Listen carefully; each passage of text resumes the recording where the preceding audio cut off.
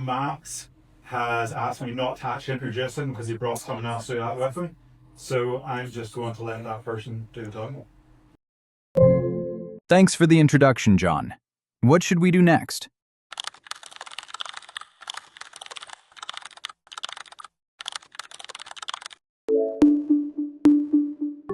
Okay, hello everyone. I'm Matt GPT. Thank you for coming to Coleraine. We are so happy to have you here tonight. In a few moments, my human version will come up to deliver his presentation. I'll play some walkout music now. Loading library. Scanning for top played songs. Okay, done. Oh, what? No, you can't do that one. This is just... Can you do a proper one, please? Nah, I'm just messing with you. Here you go. That's a round of applause, please, guys.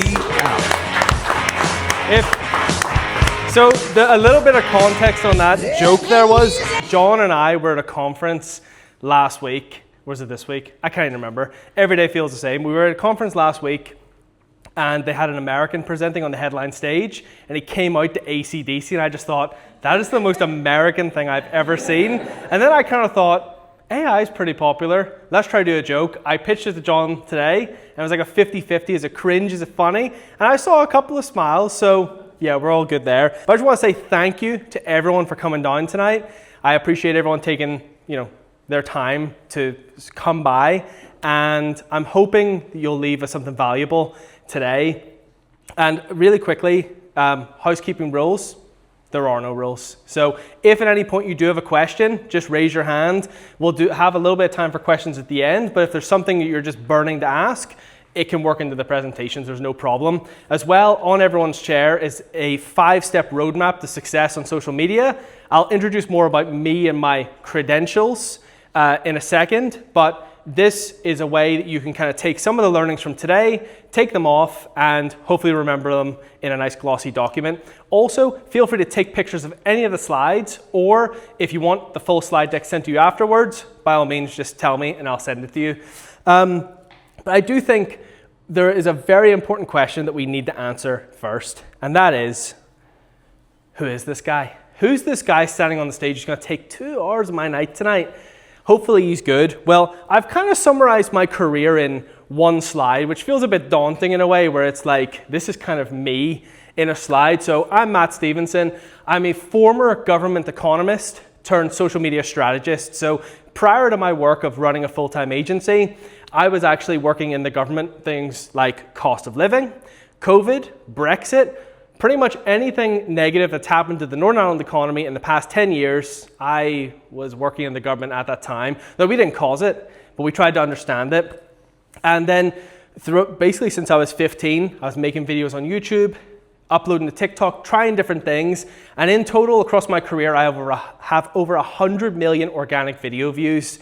I've helped businesses achieve over £1 million in total sales with no ads. So everything I'm going to teach tonight is all organic social media. If you want to learn more about ads, John Walker is the man who will guide you properly in that way. I've trained over 150 companies, and I've spoken on stages across Northern Ireland. And last month I spoke in London at the UK's largest social media festival, and I've had over 500 live talk attendees. Speaking in London was kind of cool because whenever I said to people, oh, what companies are we from? We had stuff like, oh, we're the marketing team from AU Vodka. Anyone know who AU Vodka are? Massive, fast-growing UK vodka brand. I went, geez, that's pretty cool. The head of Sainsbury's marketing was sitting right there. That's quite cool. I've been on TV for what I've done. So one of my first forays into digital a couple of years ago during the circuit breaker lockdown, October 2020, I was in my government job, and the chair of our board was sitting in the office whenever we weren't all in, so it was me and her, and she said, I'm looking to buy a scarf from a local company. Can you recommend any? And I thought, I'm just here to get a board paper signed. I can't recommend you anything that way. But she said, if only there was a website that let you buy from local companies. And I went, yes, if only there was a website. So I went home, and over the next week, I built a website that was a free directory for local businesses, and it took off in ways I just couldn't even believe. 150,000 users used the site over a 3-month period. I was on the TV, the radio, 30 UK newspapers. And one of the most amazing and weird things that happened off the back of that was, after this interview with ITV, a guy who was there filming said, "Can I take a photo of you?" And I thought, weird, but okay. And I actually found out there's a stock image site selling a picture of me for £20. So that's extremely random. But if anyone does need stock imagery for their website, I can provide you that photo, or you can give me a tenner and we'll just take a picture down the hall there. It's a pretty nice building we're in. Like we kind of mentioned beforehand as well, one of my biggest ways of getting views online was through a page called Food Featured. So we talked about it a little bit before it started, but it was just a simple way of trying to take that desire to create and to make things online and apply it into a real way. So my site, Support Local NI, turned into an Instagram and a TikTok for local businesses. Off the back of that, once again, familiar theme forming, things went absolutely crazy. So that page, before I stopped doing it, had 60 million views, 70,000 total followers. We have the highest viewed food showcase video in the whole island of Ireland, as well as 5 other of the highest viewed in Northern Ireland. And the first big example of, again, showing that idea that you can make something and have a real impact. Numbers on a screen are absolutely nothing without a real impact off the back of it. So the second tier down here, I did a video for a woman called Willetta from Bethel's Kitchen. Has anyone ever heard of Bethel's Kitchen? It's a little bit, yeah? We have a nod over there, yeah? Have you tried it, yeah? In Dromore? Yeah. So I came across her randomly through a comment whenever I was doing Food Featured for about 3 months. And she said, "Come try my bagels." I went, okay. So I went to Dromore and I went in. I said to her, "What's like the busiest you've ever been?" She said, "I don't know, queue of maybe 4 to 8 people." I said, "Excellent. Okay, this is a good baseline." Did a video for her, and within a week of it going live, it had 100,000 views in the first 24 hours.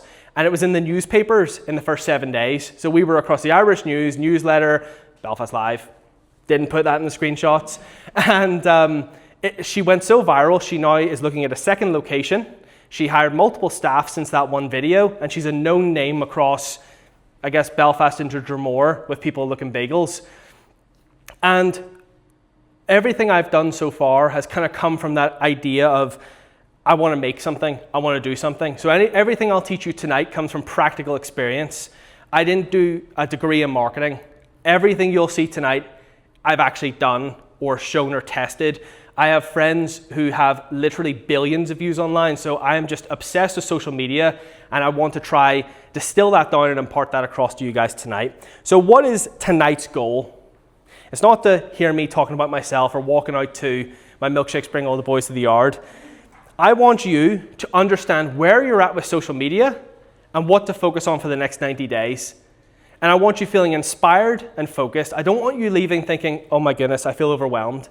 If I have anyone leaving this room feeling overwhelmed, it means I've done my job wrong. I want you going into, maybe not Friday, because we're going to take it easy on a Friday, but I want you coming into work on Monday thinking, here's exactly what we're going to do next. I'm going to talk you through the 5 steps of the roadmap that's in front of you. But as well, what I'm going to do at the end is, a great way to end it, I'm going to give you 7 actions you can take for your businesses that you can actually use to drive your social media forward. So before we do that, we have a really quick icebreaker activity. So we're going to get people, no, I'm just joking. I just wanted to see who would kind of cringe at me saying that. I actually think people were excited about that. I think people are a little bit disappointed. Now, this background, I told you guys are a little bit of trouble. But, but really quickly, I just want to point out a couple of people in the room. I'd love, or even if someone shouts out kind of like roughly what business areas or businesses people are in. Don't be shy. Back row, yes. We manage Airbnbs. Manage Airbnbs. Somewhere over here, please. So historical content, tour guides and things like that. Tour guides, cool. That's it. What about you over there? I have a marketing agency. Oh, excellent. You should be up here doing this then. Only joking. What about over, yes? T-shirt company. T-shirt company, what kind of t-shirts? Fun, quirky, and a twist on Northern Irish humour. Cool, love that. And then one more person, let's just. I work with one of the wells during the day and evening, weekends, nights. I do sports and event photography, especially live music concerts and stuff in Belfast. Excellent. So we have a mix of people in the room tonight from every person's business or the social media they're going to be doing. it's all relevant, because although a lot of my expertise was gained in food, I've worked with a lot of big corporations and seen the mistakes that all the teams are making across Northern Ireland and a little bit further afield as well. So one thing I do want to cover today is that roadmap. So throughout, whenever I'm talking about it, you can reference down to it. There's pens at the back, you can circle stuff, draw stuff. This is the 5 steps that I've distilled down as, like, if you take, and we'll talk about them in a second, but if you take a really successful business that's just crushing, they're doing really well on social, they'll be a 5. Someone who's just beginning, like some people in this room are, you'll be a 1. So it shows you the journey. Because to me, the way I learn, whenever you understand where you're going, I feel like it makes it less overwhelming. But first, some myth busting.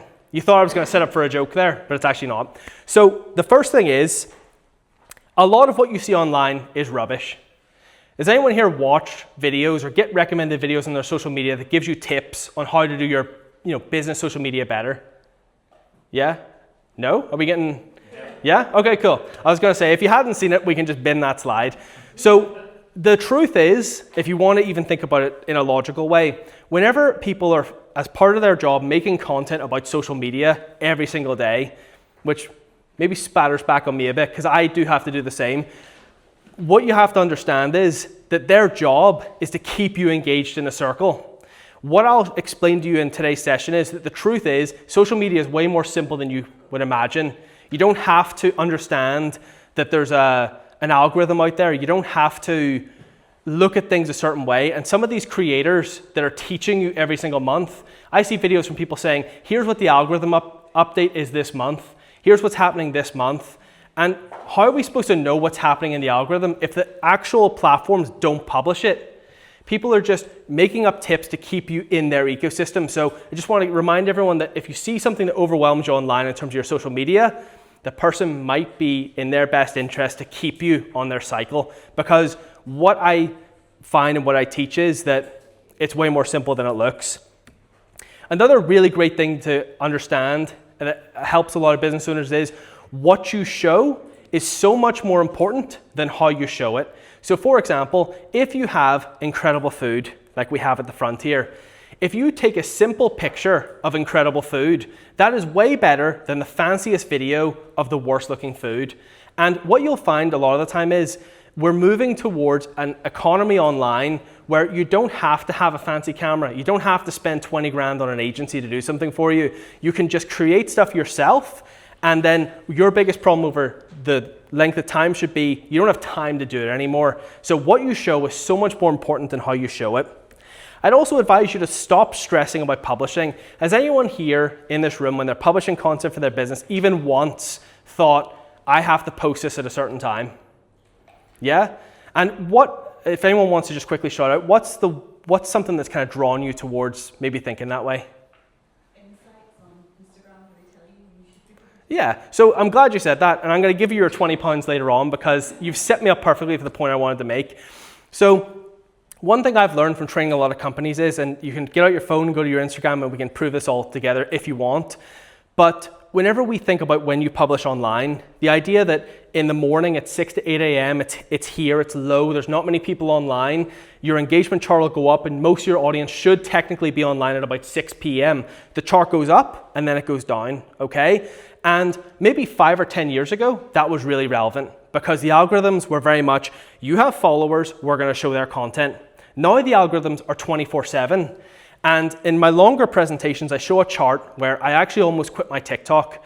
I was about 2 weeks in, and what I found was I wasn't getting any traction. My Instagram for food feature was getting 10, 20, 30, 50,000 views a video, and my TikTok was 1,000, 1,000, 1,000. Then one day, one of the videos, after 4 days of getting 100 views a day, hit 100,000 views. So if it was as simple as just publishing something and it's dead in 24 hours, that video wouldn't have hit 100K 4 days later. And what I'm trying to say with this is your charts will usually, unless you serve a different market, look the same.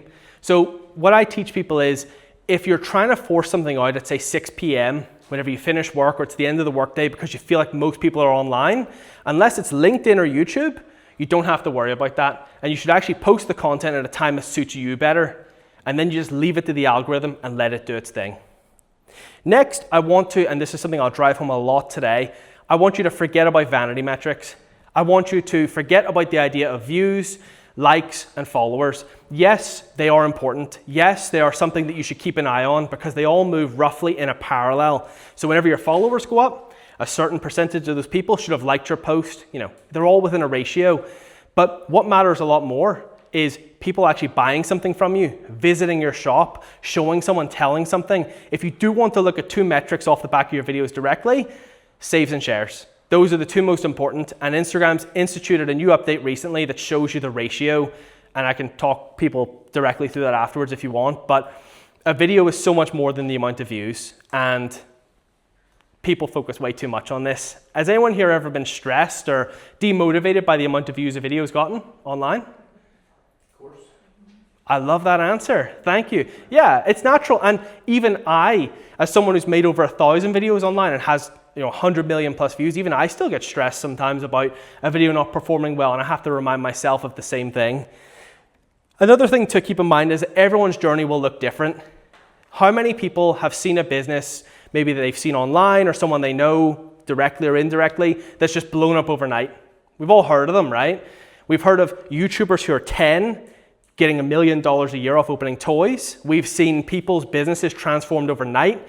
And I personally have seen businesses where I've made a video and they went from almost shutting down to getting to multiple hundreds of thousands in revenue the same year in the food world. But it's just a reminder that everyone's journey is going to look different. If every single person followed the exact same journey of uploading a video, it does good or bad, and then it falls off, then if we're all the same, how are we different? So I just want to remind everyone, don't worry if your journey doesn't look immediately the same as someone else in your industry. Another thing to keep in mind is that social media is simply just a tool. It needs to be used in combination with other marketing tactics, whether it is paid ads, some kind of paid ads presence, whether it's email marketing, in-person events, classic old school marketing. It's just one piece of a full marketing mix. So if you're finding your social media feels a bit slow, don't worry about that. Just put it into your wider mix of things and just know that as long as you don't stop, you don't lose. Although it can feel stressful sometimes. And then the point of the roadmap and the main thing to institute into people's minds tonight is you want an off-platform asset. Who here, for example, has an email list? Yeah, nice and high. Let's raise our hands nice and high. Yeah, let's get involved. Yeah, that was a half hand. Come on, get it nice and high. Yeah. Cool, 3/4, I'll take it. You want an off-platform asset like an email newsletter, an email lead magnet. I'll break them down properly later on, but just wanted to plant that seed now. Really quickly, has anyone here ever heard of like the marketing funnel? Yeah? Do you want to like say, of course? I like the of course. Yes, we've heard of it. So I feel like this could be my version of like the social media marketing funnel when it comes to views and how they work. So I want to kind of break down a little bit more of the idea that you've got your views and I say, don't worry about them. Let me show you in a diagram kind of how that kind of works, the difference in the amount of views you can get. So, and feel free to take a picture if you find value in any of these slides. You might want to take a picture of the 1 in 4 slides because it's even more valuable. But here is the sales journey on social media, okay? So whenever you have, usually in your marketing funnel, you'll have the high end is just very much like people becoming aware of your brand, and the very bottom is they buy from your brand. When it comes to social media, whenever you get a high view count on your video, it's a very mainstream audience. So for example, my highest viewed video, 2 million views on Instagram, and to be fair, I feel like my examples are bad sometimes because it kind of breaks the mold a bit, but we had people who travel from Texas, so it was a barbecue place in Derry, Londonderry, and we had people travel from Texas, so they were already over down south. They saw the video on their For You page, and they traveled over the border, got an Airbnb, probably from one of you guys at the back, and stayed there, ate the food, and then went on their journey because they saw a video. But within that as well, the woman who owns that business was in Spain talking about the video. What do you know? People had seen it in Spain.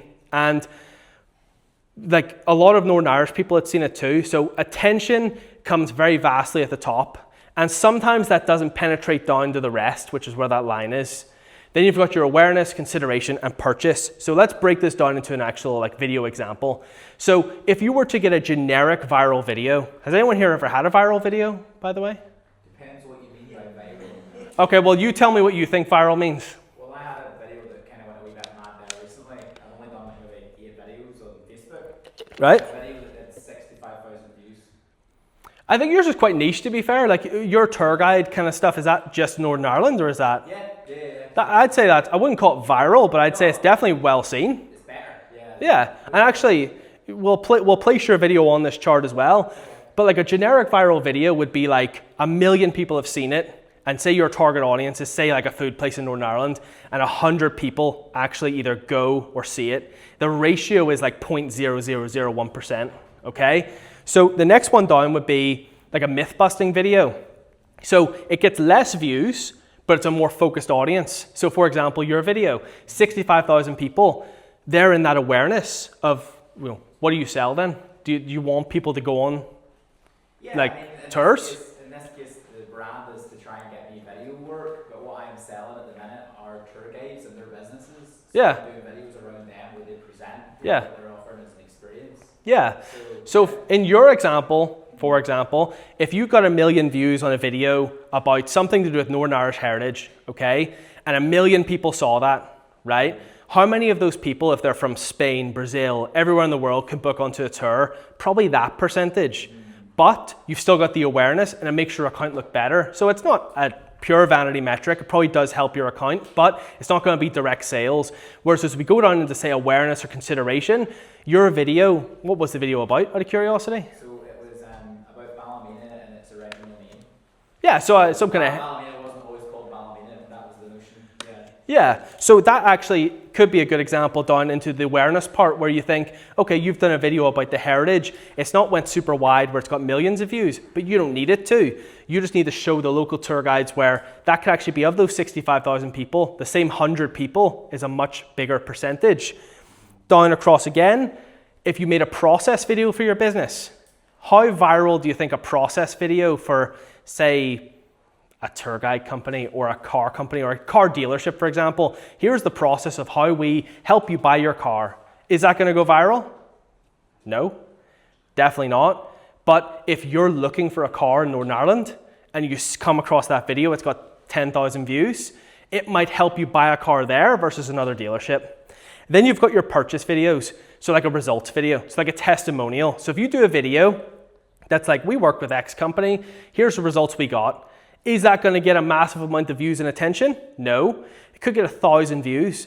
But what happens if someone is looking for a marketing agency or looking for a tour guide?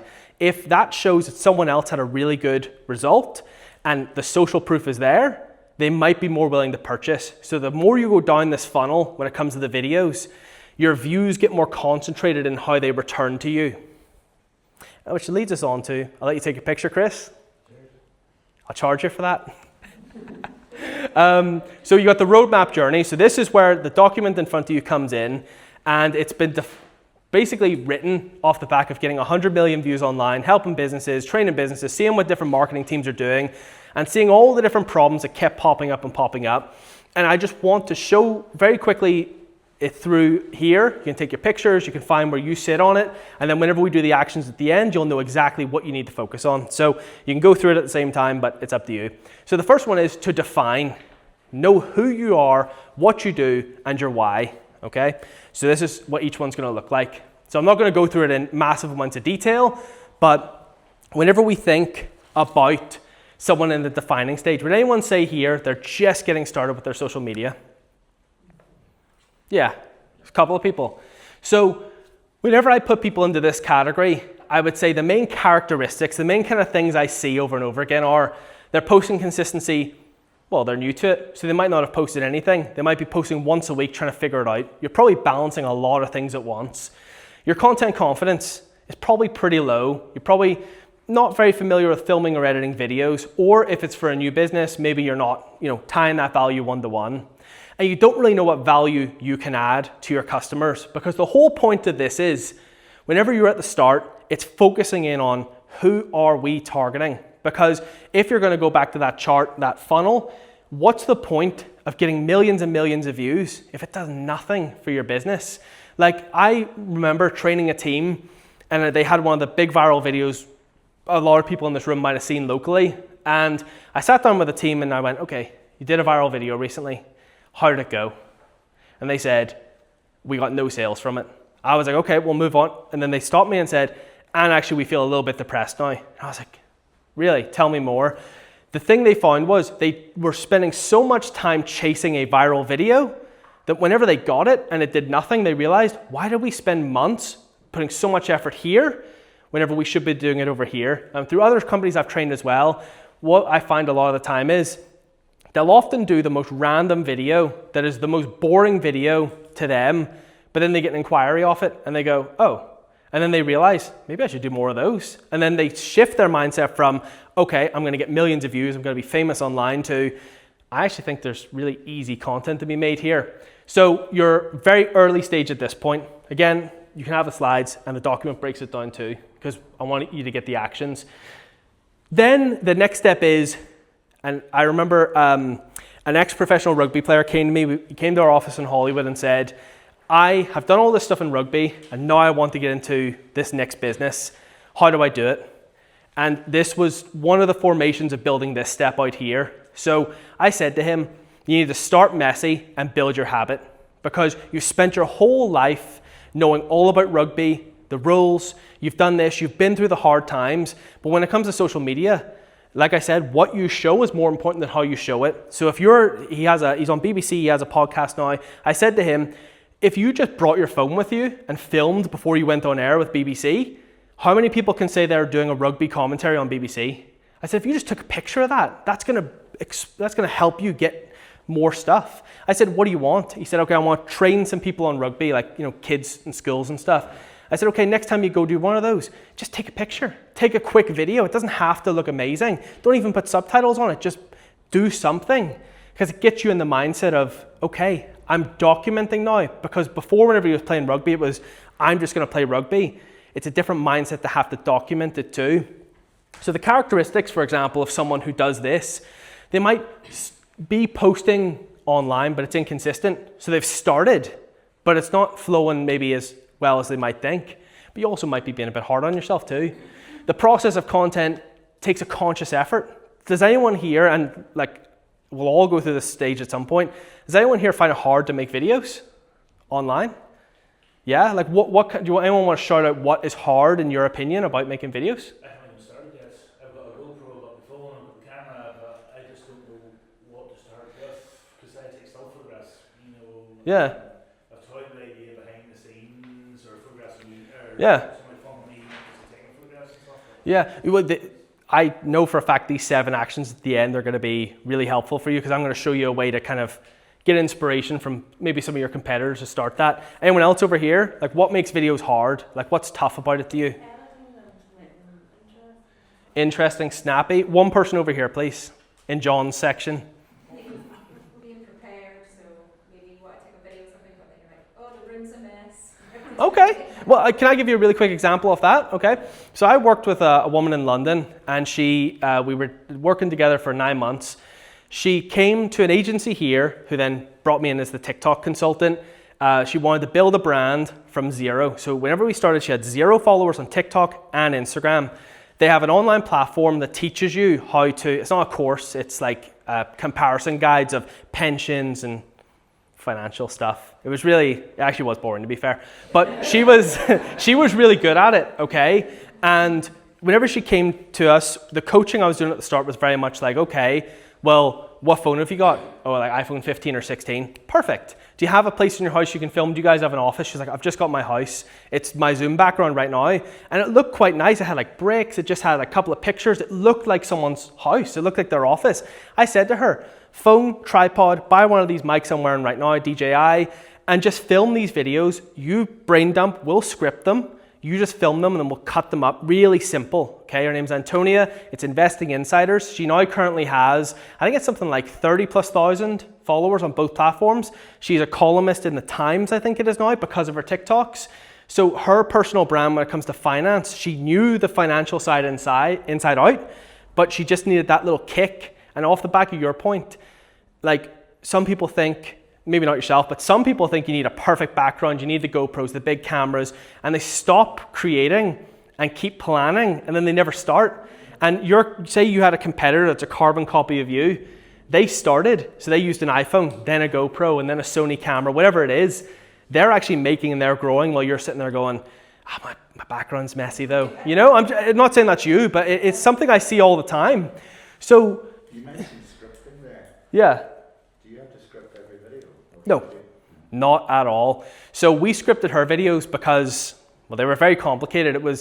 I remember one of her first viral videos was about how you can turn, because I remember hearing the hook when she told it to us, and I was like, yes, this is good. It was like, save £1 a day and your kid can buy their house in 20 years. And I was like, how does that even work? Compound interest, blah, blah, blah. So she had all these thoughts, and I just put them into hook at the start, you know, something that kind of entices people in, kind of brings them into something complicated, then we hit them with the complicated stuff. You don't have to always script your videos. It can be helpful. But the biggest thing I'd say is even just a couple of bullet points. You know, like what's the video about? You know, what is it trying to impart on someone? Which is, as you go up the roadmap journey, and this is probably the most important part of it. I owe you £20 for teeing me up for this. It's about trying to find what your value is and what your voice is. Okay. So this next one here, I would say if everyone in the room isn't already at this stage, this is where you realistically should aim. Like, yes, you can look at 4, yes, you can look at 5, like, you know, evolve, like, you know, in terms of the steps, you can have, they feel like the end goal. But if you are at this stage here, I would say you're doing very, very well. So you have a consistent content plan, whether it's a day a week, 2 days a week, or you post every day, or maybe 10 times a day. That's advice that's going around at the moment. Post 10 times a day. You're making content and it's finding easier. You're finding it easier. But the key thing here is you're finding your style, you're finding your voice. And the biggest thing that will come off the back, and I'll show it to you with steps later on, is finding your signature format. So food featured, the whole account was one format that I did 120 times to 60 million views. And then obviously multiple hundreds of thousands of pounds of direct revenue for the businesses as well. Kind of like your tour guide thing. It's kind of like I acted on behalf of them.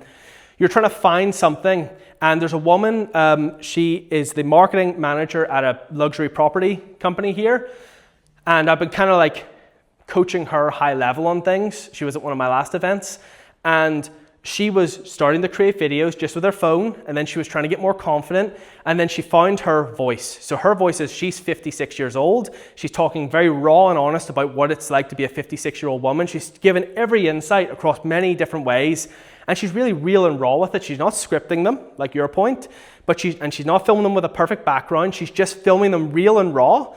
But she found out that the hook, I'm 56, actually really works. And she's finding that the videos that she starts that with are just immediately connecting her to an audience that appreciates what she is talking about. And that sounds so obvious if you want to target other 50-year-old people, say you're 50-something.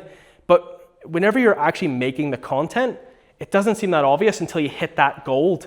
So she's already went from, I think, 9,000 followers to over 10,000 followers in, I think, 2 weeks, because she started to nail that format and keep finding her voice.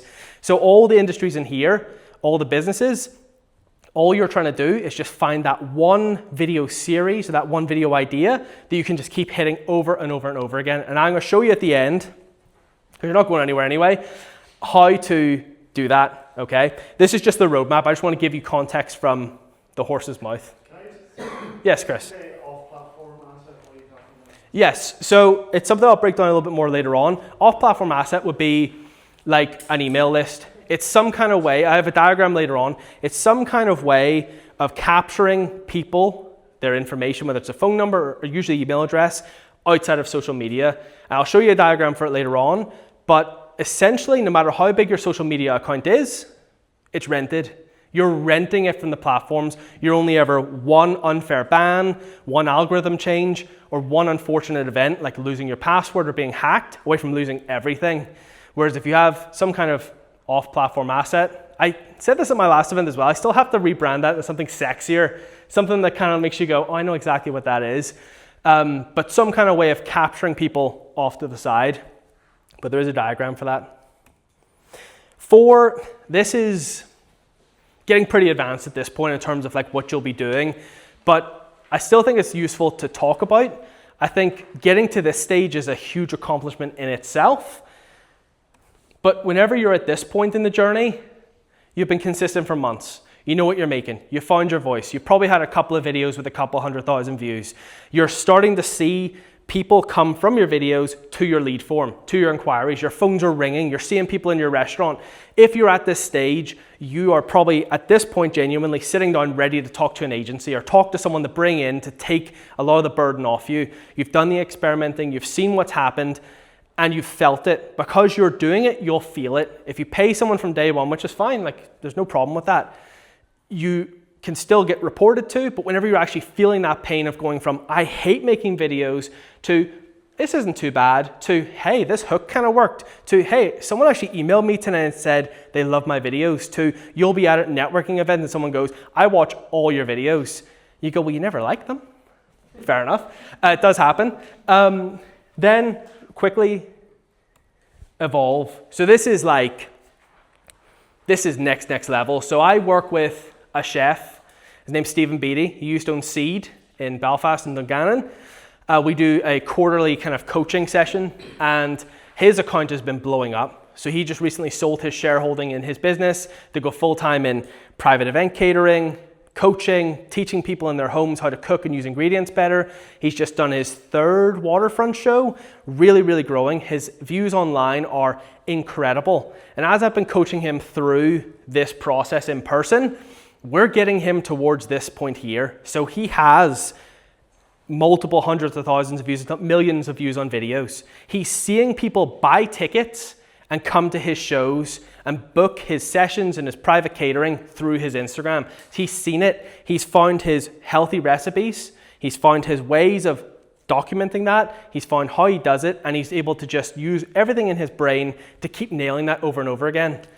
And this is where we're trying to get him up to here, where he doesn't really focus as much on the muscle of how to do things. We had a coaching session recently. I said, what's your biggest friction? What's your biggest pain point? He said, nothing really. I went, great. You're starting to just make videos. And I think for him, it's just keep doing the recipes and keep finding the way. But one example off the back of him I'll mention here is he knows his socials are working for him because he had a lead magnet. Does anyone here not know what a lead magnet is? It's okay if you don't. No. Yeah. So I like you. I love those. It's immediate feedback. No idea. Great. So a lead magnet would be an example of things like, and I'll break them down later on too, like guides, free downloads, some kind of free trial, something that gets people interested in your business so that you can go and have them, obviously come through to what you're doing. So for example, he had 10 free recipes that were in a PDF and you could download them. He said to me in the coaching session at the start of the year, he goes, I'm going to kill that. And I said, okay, well, when does your next one launch? He said, maybe 3 weeks. I said, if you take that down now, for 3 weeks until you publish the next one, if you're lucky, you'll get no inquiries coming through because there's nothing you can send someone to.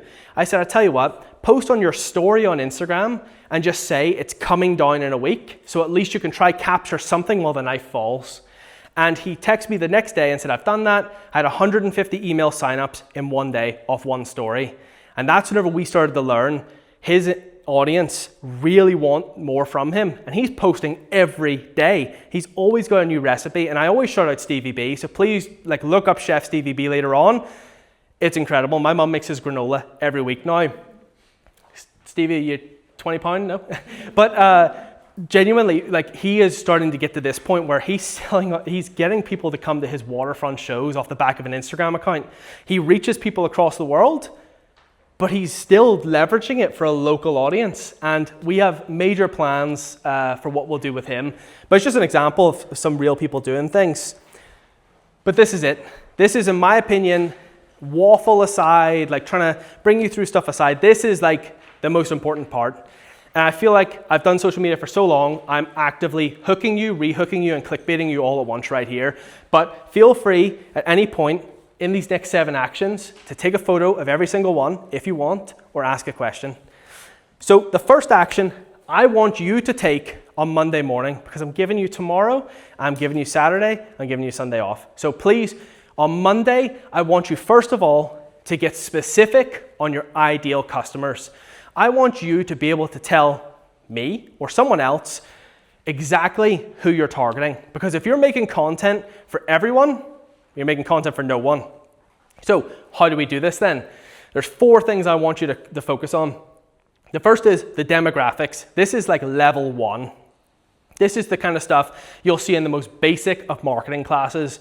Age, gender, standard, location, pretty important, especially if you only serve a local area. Job, household income, again, trying to figure them out roughly. Who's your ideal customer? Or based on experience with your current customers, just trying to figure out roughly who they are. And then if you work in B2B, does anyone service just kind of other companies, maybe the marketing agency, something like that? Yourself, Chris, also an agency, and then agency, yeah. A running theme in there. The role, the industry, and the company size of the people that you're working with. It just helps you put it in your mind. That's basic. That's level 1. Next is the behavior. I want you to literally write down the questions, not now, but write down the questions and just answer them, whether you write them down or just say them to yourself. What does your ideal customer want? Does anyone want to tell me actually off the top of their head what their ideal customer wants? Like your dream customer. Sunglasses are off now. You have to answer then. This will be a sub-brand of ours, but yeah. That would be energy savings. Energy savings, yeah. So you therefore have something in your mind. So you're thinking, okay, so the people that come to your Airbnbs, I'm just taking it very roughly, for example, they're like 34, they're mostly, say, male, for example, blah, blah, blah, standard stuff, they earn 50K a year. So now you've said, what do they want? So now you can focus, okay, for some of our content, therefore, is energy efficiency. Instantly you have a niche, but you're not throwing out your entire audience itself. What brands do they like? By knowing a brand they like, you can then figure out what other brands they may like. Where do they currently shop? What triggers their search? So it's things that get you in the mindset of whenever they're ready to buy something or do something, how are they currently finding that? Then the 2 hacks at the bottom are, first of all, for anyone who has like a loyal customer base, try think, if you haven't already before, what do your most loyal customers have in common? So the people that keep coming back to you no matter what do they have in common? It could be anything. Does anyone who has loyal customers want to shout out something that might stand out? Support local. Support local, yeah. So you've got like the quirky t-shirts based on Northern Ireland stuff, yeah. Other examples could be speed, like efficiency, could be price, not that you want to compete on price, but you could be a best value. And then another really great hack is your competitors' customers. So who's engaging with your closest competitors? So find other people in your industry, go to their Facebook, go to their Instagram, and therefore go to their comment section, Google them, go to their reviews, look at ways people are complaining or talking about their business. You might find some content ideas or ways to stand out in that.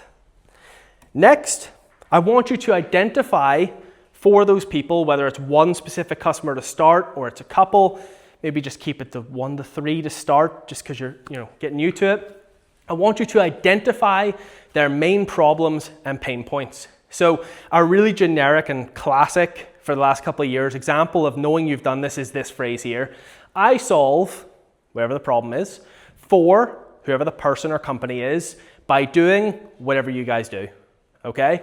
And that's been a very popular way of kind of summarizing that for a couple of years now, but I haven't really found anything better in terms of like how I've been describing things. Does anyone want to try to do that now? Yeah. Yeah, you guys want to do it? So I solve a high energy bill for a property manager by doing automation and calendar check-ins. Yeah, so by having, again, with the person in mind from step 1 and that rough like step by step there, you're putting yourself in that mindset where every time you go to create content, I want your muscle to move away from how do we film, how do we edit, to, okay, well, we know how to do that. Here's what we're focusing on today. So ways to do that for anyone who maybe can't, that was pretty slick, by the way, so fair play. But for anyone, actually, wait, there you go. I know these are actually fake £20 notes, but yeah, I'll give you one later on. So the first step, whenever I went to London, I got these business cards done where there's like a business card in the middle, so you hand someone 20 quid. And whenever I went through, I know everyone's been stealing this, whenever I went through London airport, I thought if they stop me and see these, it's like, this is game over. But it was good because they just took one of them and said, be on your way. Just kidding. So the way to do this would be, if you're not as slick at doing that, is ask your existing customers. So if you have existing customers, when's the last time you spoke to them? There's a really great local marketer called Andy Jarvis, and one of the biggest things he drills in with his talks is, know your customer, ask your customer. So sometimes it is as simple as maybe picking up the phone or emailing them and just saying, what are you liking about what we're doing, if you have them. Next, look for complaints online. So are there any insightful 1 or 2, maybe 3-star reviews from your competitors? So this is, again, if you're not necessarily looking at your own customers, but you have a bigger company in your industry, look at their 1-star reviews. What are people complaining about? You can learn a lot from what they're complaining about elsewhere. And then go to forums and social media. So maybe a viral video in your niche in energy efficiency. I mean, I don't know how viral that might go, but look up videos in your niche, Facebook groups, Reddit threads. You can find out a lot about where people are talking about the rest of your industry. Next, I want you to study what the big players are doing. So there's 4 ways to do that as well. So the first is the content format. So whenever you're looking at big players, people in your industry doing similar things, whether it is a marketing agency, which is like, I guess you could say quite generic, like there's lots of them, or if it's something specific like your niche t-shirts based on Northern Ireland, right? The big players will obviously differ depending on who you are and who you serve, but look at their content format. So what videos are they making? Maybe write down 10 or 20 of their videos and just go through each of these. So what type of video are they making? Is it talking to camera? Is it showing the product? How long are they? Do they use the same kind of hook, the same text on screen? Do the videos look familiar? Colors, fonts, do you know it's their video immediately? One of Food Feature's strongest points was every time you saw one of my videos, you knew it was mine because my text was the same way every single time. We've just launched a new page that's done almost 500 followers in like a couple of days. And again, we're building it the same way. The text is the same way every time. Highest performing content, simple. Look at their outliers, go to their page, their highest viewed videos. What do those have in common? Just dissect down and think, what's made so many of their videos go so big? Why can't you have that? Then again, the hacks at the bottom. So look for the gaps they're leaving. So whenever you look at all their content, think, well, what are they missing? Because if you are working in your industry, you theoretically should be an expert then. So you should be able to look in and amongst and find opportunities. And then the evolution over time, one thing I always love to show people is like go back to the earliest content of that business and look at their content. Does everyone know who Mr. Beast is? Yeah? Go back to Mr. Beast's first video. He wasn't blowing up £1 million buildings or doing $1 million a day show for Amazon. He was in his room saying Logan Paul 100,000 times. So sometimes we compare ourselves to where our competitors are now after tens of thousands of pounds of investment or whatever, or 100 videos in their journey, as opposed to, well, what did they do on day one? Because that's where we are by comparison technically. One really useful way of then taking all that information and turning it into video topics is this. So again, you can chat to me afterwards if you want. I don't know how confusing it is, but this is a way how to turn one topic for a video into 15 videos. So you take a video topic, energy efficiency, perfect example, energy efficiency for business or whatever, or properties, okay? Then you're gonna take 3 pillars off the back of that. So the 3 is just an example because you could go infinitely. So a pillar is like a concept for a video, so myth busting. Here's the top 5 myths about energy efficiency for property management.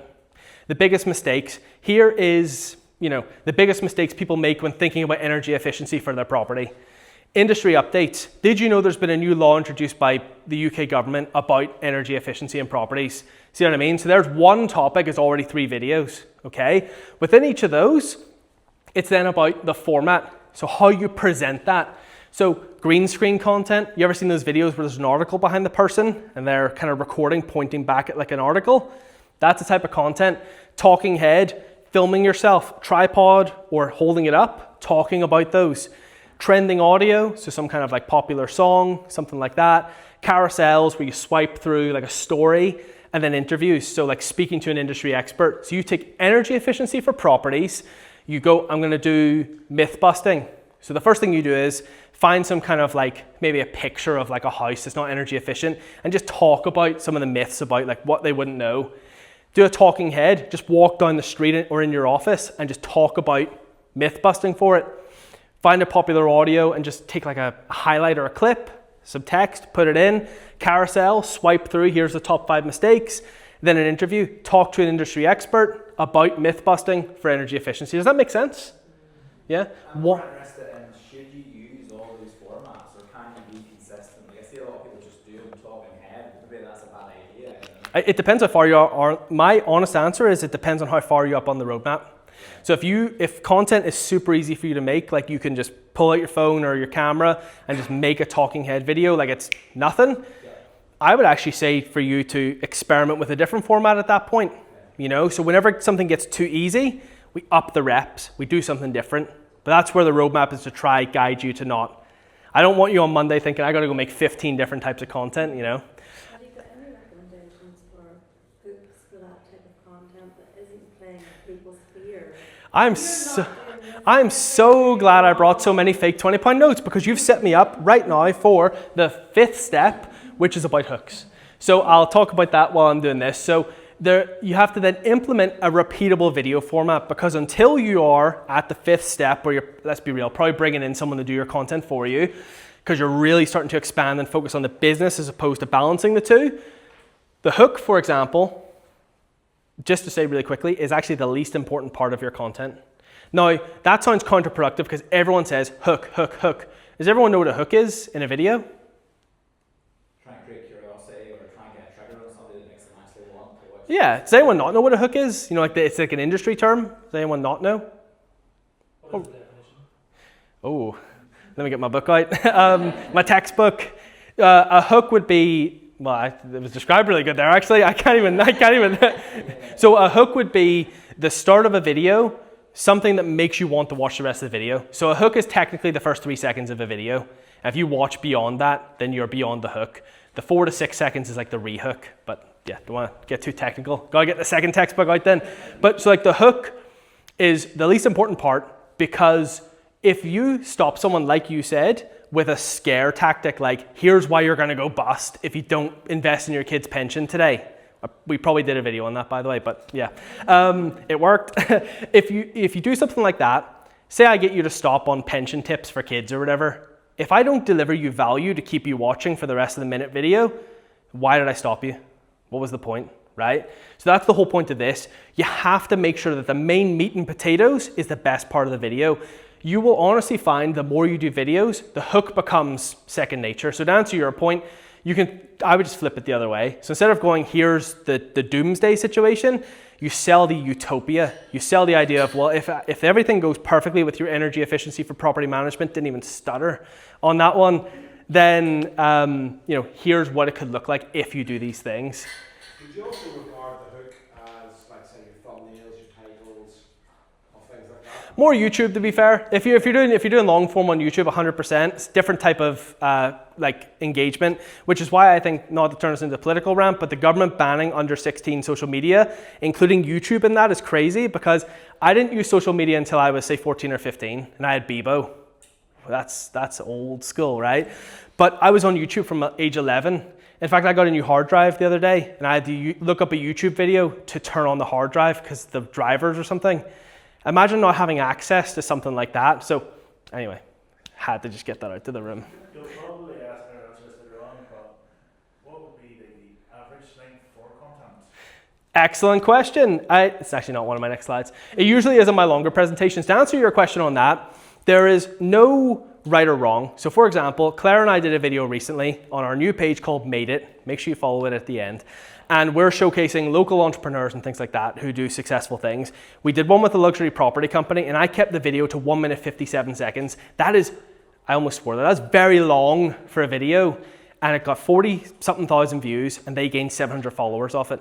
A luxury property company in Northern Ireland gained 700 followers in 3 days off a 2-minute long video that me and Claire made.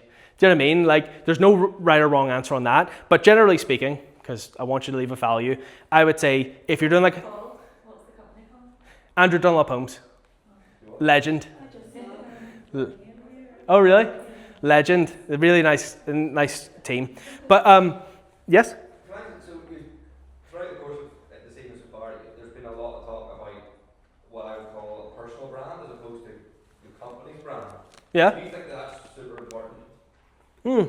I suppose, well, you know, I suppose I've been given it through the lens of like, you know, how I've kind of done it, but you know, how do you guys currently advertise what you do? Like, what in your opinion is the difference between personal and company brand? So, like, I mean, we have a brand that's not associated with me at all. Yeah. The company. Yeah. So how do you currently promote that, out of curiosity? Like video wise? Videos of properties, primarily. Yeah. Well, you can do. Properties or videos of locations or videos of other Yeah. things, but I'm never in. But what I could say is I know certain parts of, you know, the actions in this, it revolved around, like, you know, you can kind of pick up a camera and do this or this, but there's nothing to say you couldn't do pretty much everything I've shown tonight in terms of like your property videos. It could be about how you optimize the length, it could be the text, it could be the format, and it could even be a bit of voiceover or text on screen or anything. You know, it doesn't have to. I actually had this conversation with someone before we started. It's super easy these days for people to just say personal brand, record yourself, you know, but then, you know, there are companies out there that we know the company and not the CEO. You know, we want to be able to sell it one day or do more than just have our face attached to it. There's loads of ways to do that. But I would say, like, you can, if you were just say filming properties, you could do all these steps with that. You just don't have a face in it. You could have a voice. You could change the voice. You could hire someone for a voice, you know. That's the way it's at. It's probably in that third piece where you were talking about talking head, screen this, and how you change those around. Yeah. Headless. And then Yeah. carousels and your... Yeah, no, 100%. Well, in that part there, if you want to go back to it really quick, like, so where was it? Yeah, here. So, you know, for you guys, without having to show your face in it, I guess, like you said, it just doesn't have to be your guy's face. Like, you could still technically do an interview with an industry expert. Yeah. You just, or the property owner, or like a tenant, or someone who's done something. You know, it's still like more of a testimonial, but you could still get a bit of value.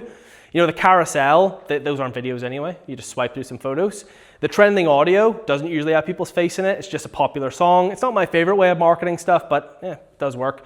Talking head, like you said, it could be headless. You know, you can kind of voice it over. I suppose there's got to be, in my opinion, just, I guess I'm biased towards some human to it. It doesn't have to be your face, but I always think the companies I've trained that put some kind of voice, whether it's staff or the owner or some person they've hired, voice in a video sells it so much more because you feel like it's a human. I wouldn't recommend an AI voice. You do feel it's important. I do think it's important to put a video. You know, like, and I have to admit as well, obviously everything I'm teaching you comes from a bias of everything that's worked for me. Yeah. You know, so that's just being honest too. The survivorship bias in a lot of ways is I'll show you everything I've seen that works and dissected. But for your one there, like, if you asked me my opinion in terms of should you have like a voice on it, definitely. Should you have a face in it? You'll then be able to argue back, we don't want our face in it for this, or we want to do this with it. Totally up to you. But a voice is like, I see it as level 1, and not even level 2, it's level 1, okay. You know. But yeah, you don't have to, but I know you'll perform better with it. Yeah. It doesn't have to be your voice. Yeah. You perform better. The number of silly questions, just while you're on that slide. There's no such thing as a silly question. Trend in audio, when you have to start worrying about copyright if you're using other people's music to promote something? Now that is something that is very interesting. So that is a reason why I very rarely do trending audio, if at all. So to me, I know a lot of marketing teams out there where trending audio is like the only thing they do, and they kind of like follow like a viral trend, and they're like, you know, like if you've ever seen the videos, they like mime stuff. I don't like that kind of content. Again, I'm biased towards what I know works in my ways.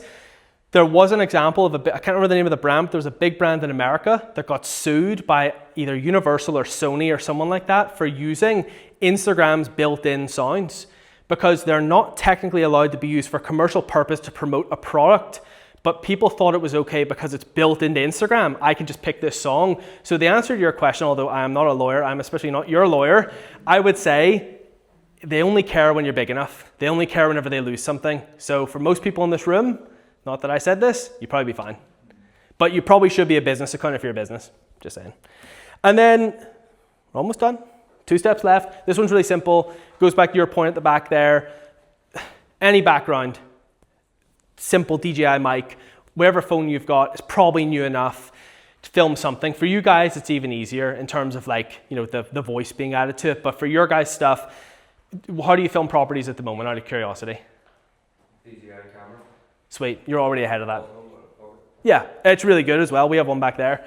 So I just want to like say minimum viable setup. And then this, Chris, this is your slide. So this is your off-platform asset. Asterisk, have not rebranded this to something sexier, need something that kind of flows off the tongue a bit better. Off-platform asset sounds like BP owns it and it's about to spill oil all over your hopes and ambitions. But the way I see it is social media will always be a rented asset. Your social media eyes can be taken from you in as little as a fake copyright strike, okay? So your bridge is the lead magnet, because we're trying to get people to something you do own. An email list, a list of phone numbers, even people coming to events, something. Email list is the most widely used one. So what's a lead magnet? It adds value and captures information. Guides, resources, landing page, offers, quizzes, free training, audits, energy efficiency audits, something like that, okay? You're taking someone from social media to go, here's a video, if you want some more, here's a free guide. So Stevie B, he shows you his free recipes, but he says, look, if you can't be bothered, watching my video and pausing it, you can get 10 for free in my bio. Then he markets to them very gently through email, okay? So he owns that asset. So how do you, what is that then? Blogs, it could be, you obviously own your website, unless it's built a certain way. Newsletters, WhatsApp groups, communities, podcasts, something that you own, something you have the ownership of. That should be, as part of, obviously apart from getting sales, your goal of doing social media. Done. Thank you so much for listening, guys. I do appreciate it.